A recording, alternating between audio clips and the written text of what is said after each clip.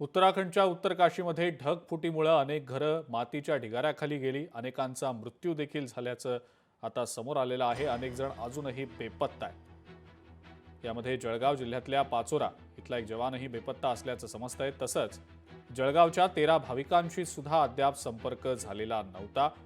जळगावातनं गेलेल्या 16 पैकी केवळ 3 जण सुखरूप असल्याची माहिती समोर आलेली आहे. उत्तराखंडची उत्तर काशी जिल्ह्यामध्ये जळगावचे 19 लोकांची अडकण्याची माहिती आपल्यापर्यंत आलेली आहे. त्याच्यामध्ये पाळदी गाव धरणगाव तालुक्याचे 13 लोक आहेत. 2 जण धरणगाव शहराचे आहे.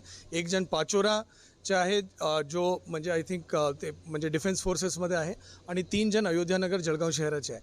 आपत्ती व्यवस्थापन मंत्री महोदय गिरीश महाजन सर आणि राज्याचे जो आपत्ती व्यवस्थापन कक्ष आहे त्यांनी उत्तराखंडचे जो इमर्जन्सी कोऑर्डिनेशन कक्ष जो आहे त्यांच्याशी पण संपर्क करून या सर्व लोकांची माहिती त्या ठिकाणी दिलेली आहे. सर्वांशी संपर्क करण्याचे प्रयत्न त्या ठिकाणचे स्थानिक प्रशासनशी संपर्कात जिल्हा प्रशासन आणि राज्य सरकारची पण पूर्ण टीम आहे. ज्या ज्या माहिती आपल्याला मिळत आहे आपण इमिडिएटली सर्व परिवार लोकांना आपण रिले करत आहोत. लोकशाही मराठी ऐका, पहा, जागरूक रहा.